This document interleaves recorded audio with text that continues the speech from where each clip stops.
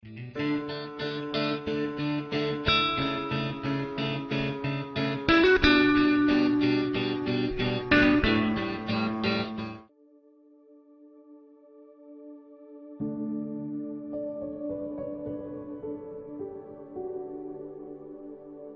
de hoje: a religiosidade é pior que a imoralidade. A religiosidade é algo tão perverso, tão espiritualmente venenoso, que ao observar o ensino do Senhor Jesus, entendemos que ela pode ser pior até mesmo do que a imoralidade. E por quê? Porque, diferentemente dos demais pecadores, o religioso, por sua aparência de piedade, é um pecador vacinado contra o arrependimento. Lemos na Bíblia que a perversa cidade de Sodoma teria se aberto ao ministério de Jesus e à sua pregação de arrependimento, enquanto os judeus de seus dias não. Mateus 11, 23 a 24 diz: E você, Cafarnaum, será levado até o céu? Não, você descerá até o Hades. Se os milagres que em você foram realizados tivessem sido realizados em Sodoma, ela teria permanecido até hoje, mas eu lhe afirmo que no dia do juízo haverá menor rigor para Sodoma do que para você. Cafarnaum, lugar onde Cristo operou tantos milagres, terá juízo mais rigoroso que Sodoma. Por quê? A explicação dada por Jesus é clara. Porque diante de milagres como os que Jesus operou, os piores pecadores de Sodoma tinham maior possibilidade de arrependimento.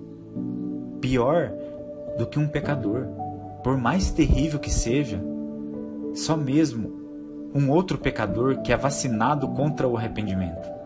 É isso que a religiosidade faz. Bloqueia os pecadores contra o arrependimento.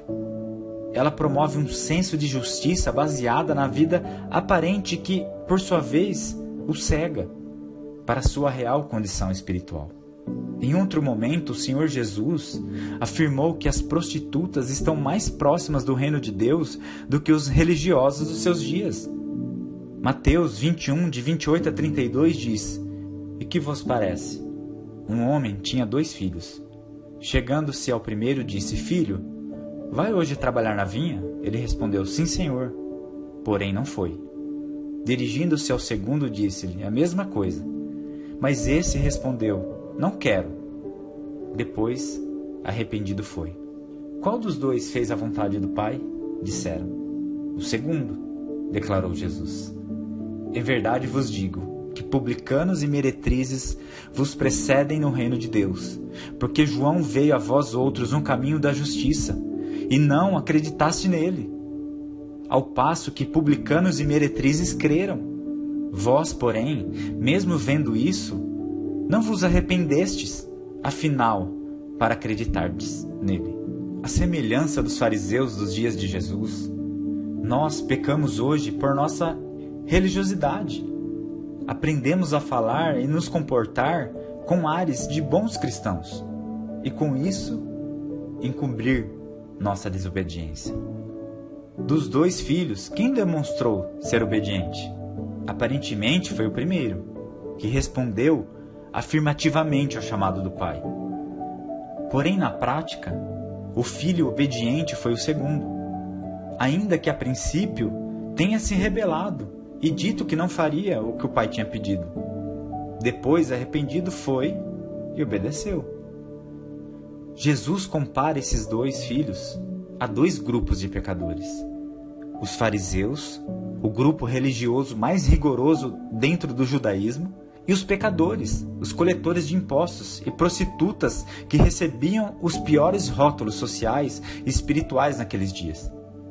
Jesus termina dizendo que o último grupo entraria no reino de Deus antes dos fariseus. Conclui-se, então, que de nada adianta passar horas sentados na igreja, ouvindo a palavra de Deus, agindo como quem diz sim a tudo que nosso Pai Celestial nos pede, se depois não se faz o que Ele nos ordenou. A aparência de obediência não está entre os pecadores, está entre os religiosos. Já a verdadeira obediência nem sempre está com eles. Penso que dentre os problemas do religioso, do que cultiva essa vida aparente de devoção exterior sem paixão interior, estão duas coisas terrivelmente danosas à sua relação com Deus, que é a justiça própria e o orgulho. Falando de justiça própria, podemos destacar que Jesus endereçou a parábola do fariseu e o publicano que subiram ao templo para orar aos que confiavam em sua própria justiça, em Lucas 18:9. Não temos justiça própria. Imaginar que isso seja possível é um grande engano. A palavra de Deus afirma que todos nós somos como um imundo, e todas as nossas justiças como trapo de imundícia, em Isaías 64:6. Nossa justiça nos é imputada por meio de Cristo. No que diz respeito ao orgulho, sabemos que Deus não quer que ninguém se glorie. Essa é uma das razões pelas quais a Bíblia diz que somos salvos pela graça, e não por obras. Ou como Paulo disse aos Coríntios, a fim de que ninguém se glorie na presença de Deus, em 1 Coríntios 1:29.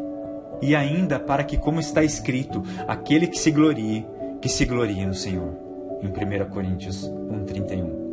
O orgulho e a vanglória serão evitados mediante contínuo quebrantamento e reconhecimento de quanto dependemos de Deus para tudo, até para viver a vida cristã. Que Deus abençoe a vida de vocês, em nome de Jesus.